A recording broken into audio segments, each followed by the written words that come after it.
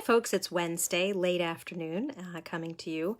This is Mayor Gearity coming to you from my office slash guest bedroom slash room with lots of stuff behind me that I hope you never have to see. This is the room where things sort of collect and accumulate, and I'm right now in the process of sorting and reorganizing. I'm sure I'm not the only one who is spending some of this extra time at home and trying to get our lives and our homes in some sort of decluttered state. And so the closet over there to my left that you can't see has almost nothing in it now, which means it's all on the horizontal surface behind me. We'll just leave it at that. I have a bit of an update for folks today. We have a new map from Westchester County that tells us what this picture looks like with testing.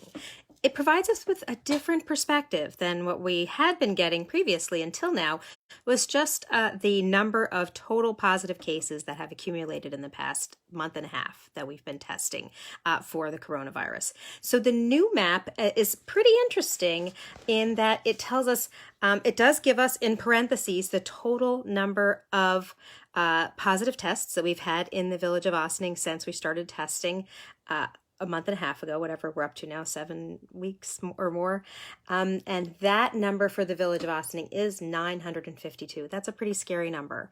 And it doesn't help that even though we know logically part of the reason that our number is so high is because we've been testing at such a high rate since the very beginning, because we have an open door here in Ossining, and open door is at the forefront of the testing. They were one of the first walk-up testing sites in Westchester County that started giving us some of these numbers. And Port Chester is another community where Open Door has a testing site, and they've also been doing a lot of testing, and our numbers are actually quite similar. Their numbers, they're a bigger community. Their total number is 1,053. But when it comes to the total number of active cases, we have a better story to tell in the village of Ossining. It suggests that, so we have a total number of 952. One of the other nearby communities to Ossining that's actually quite similar in population size and density is Peekskill. And Peekskill has had a lower number of positive cases. And actually I spoke last week with one of the council members there, and she didn't realize that the reason why Ossining had these really scary numbers is because we've been doing testing in our downtown since the beginning. As test sites and testing becomes more available throughout Westchester County, other communities that may not have had as much access to testing previously are getting more testing, and that's good from a healthcare perspective. So just looking at the village of Ossining, Peekskill, and Port Chester, which are somewhat similar in demographics and in size, Ossining has the lowest number of active cases among that group, which we have 146 active cases based on the latest map that was provided to us by Westchester County. So 146 active cases. Because while our testing has continued to be, we've been continuing to do a lot of testing, our actual rate of positive cases appears to be going down, whereas Peekskill hadn't had access to as much testing in their community, so their total number of cases a couple hundred less than us. It's only 756, but their number of active cases is 170, which suggests that now as testing has been increasing in other communities, their number of active cases has been increasing because those are more recently tested people, reflective of the fact that testing is getting up to capacity. And that's really good news. It's good news for all of us. Having testing up to capacity is going to be essential for us to be able to have any sort of phased reopening. The governor spoke a lot in the last week about what a phased reopening would look like. You may have seen that chart that he created with all 10 of the regions. We are the Mid-Hudson region. Right now, we have 4 out of the 7 metrics that we are in a good state for. And one of those is that's not so good is we don't yet have a 14-day decline in hospital deaths or new hospitalizations. So we need that to continue to go down and to see a more extended pattern there. And the other thing we need to do is increase the number of contact tracers in the Mid-Hudson region. So those are things that I know we are all working on. And then when we start to see the phased reopening, the first things that are going to happen are may not change the day-to-day lives for most of us unless you work, for example, in the construction industry. But that'll be an important metric. So as they open those first phases, if all of these precautions that we're taking, if we take them seriously and we keep getting better at them, that means wearing our masks anytime we cannot socially distancing, and constantly washing your hands and sanitizing, all the things that we know reduce the rate of transmission. If we can keep that at a really consistent level and keep improving on that, then even as we have some increased communication and interaction with people with the phased reopening, we'll be able to maintain a low rate of transmission, and then we'll be able to continue with our phased reopening.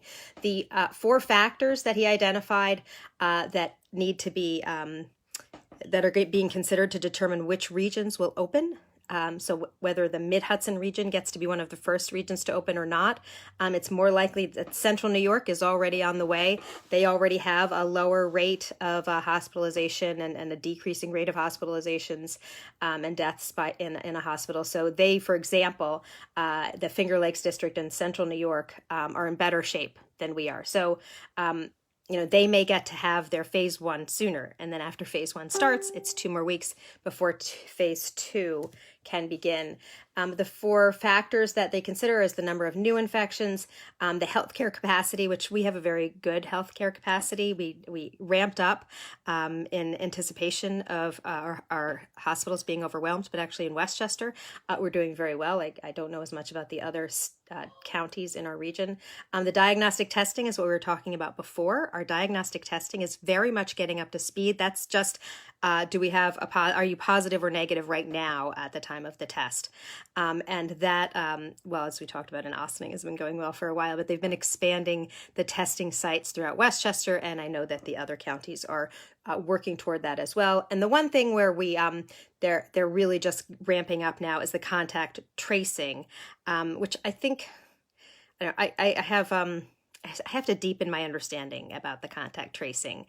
I know that in some countries, like in New Zealand, where they essentially acted very quickly, shut down the borders, became, truly an island cut off from the rest of the world. Contact tracing was extremely effective because they only had a handful of cases at the time that they began with their contact tracing. And so they were really able to isolate the people with the virus and the people who had been exposed. Obviously, we're in a very different position in the United States, in Westchester, in the Mid-Hudson region, in New York State. So I guess contact tracing is going to be, they're going to have a different approach for that to be an effective tool. But that is what is being recommended. So what they're doing now is trying to get enough people trained and hired to be contact tracers. And I'd like to find out more. I heard of someone who was applying for it. I was not able to find any information about that on the New York State website, which has such an abundance of information about COVID. I expected to be able to find a link that I could share about how to apply for contact. So if you know how to do that, if you're somebody who's applied for that, or can direct us to a link for people to be able to apply to become part of the team that we're going to need, the army of people doing contact tracing, so that we can have a phased reopening, then please share it with me, and I'll keep looking for it as soon as I find it. I will share it. There's plenty of us who are looking for work, so it could do double duty as helping us to get reopened in our region, to make sure that we are able to help rein in the virus's spread, and provide some much needed employment for folks. And the last thing I'll mention, it is certainly related to all of this phased reopening, is events. We would normally have already been enjoying wonderful events in our community. Would have been a couple weeks ago down on the waterfront for the Earth Day Festival, one of my favorite events every year. Westchester, Ossining has the biggest Earth Day Festival every springtime in Westchester. And we'd be gearing up for more festivals this month and next month, and all through the summer and all through the fall. And we have no idea if any of those are going to happen this year. And it's really going to depend on how and when the phased reopening begins and progresses. I know that there are some organizations that are still hoping to be able to have their events, and so they're planning in the event that New York State gets to a point where that can happen. It seems next spring, summer, and fall, we're probably going to you won't find anybody in their homes. We'll just be out trying to enjoy the world, I hope. If that's where our mindset is. It's tough to know where we're going to be in a week from now, never mind a year from now. the village had already embarked on a new approach for events, so we're going to keep going on that.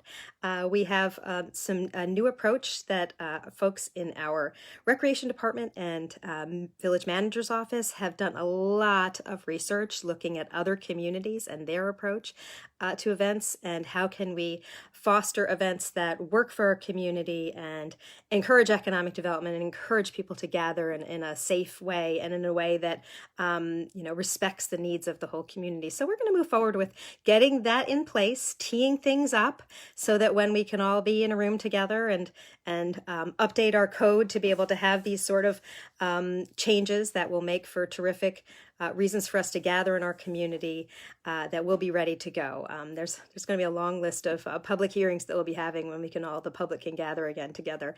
We'll see how that goes. Until then, I think we have a lot of reasons to feel good about living in this community, which is something we probably need to remind ourselves of more often, as we also have very painful and tragic news on any given day about friends, family, and loved ones and community members that we have maybe admired, worked with, and have lost. So it's important to try and balance the pain with the kindness and the compassion, and I do thankfully see an awful lot of that. And along those lines, I will sign off with a belated thank you to our teachers. Yesterday was Teacher Appreciation Day. This is a year when any parent of a student is particularly aware of how grateful we are for the wonderful teachers who are usually in a classroom educating our children and are having quite an interesting and challenging year learning how to try and teach our children via distance learning. I think we have definitely made some good progress on that front, and I know I am part of many parents who say thank you so much to all of the teachers who are so dedicated to trying to help our children continue to learn and to make this next generation a well-educated generation. And it will certainly, all of the kids today, all of us will have a new perspective on our role in the community and in society at large as we all are experiencing this collective awareness of our interdependence on each other. With that, I look forward to my village board meeting this evening. One of the big things we'll be talking about this week again is the village budget. It's at the beginning of the meeting, we'll be hearing again from Deputy Treasurer Dale Brennan, and she will be guiding us through a list of all of our capital projects for this year, some of which are underway, some of which we put in motion but haven't actually started, some of which we may scale back, hold off on, maybe we'll pay for it differently. Interest rates are at very low right now. Maybe now's the time to borrow and hold on to that fund balance I've talked about a few times, so that when we start really feeling the impact of the financial devastation that we're experiencing right now, which we probably won't really be feeling in a municipal budget way in its full effect for a year or two, that we still have some of that fund balance to draw on. So there's a lot of moving parts and considerations, and that's why we've been talking about it most every week for the last over a month now in village government. So that's what we'll be talking about more in a couple of hours. I actually really enjoy budget season in village, which is usually we focus on it in the fall, and this year we get to focus on it for many months. And that's good news for those of us who are taxpayers in the community and users of all of the services in village government. With that, thanks so much. Happy Wednesday.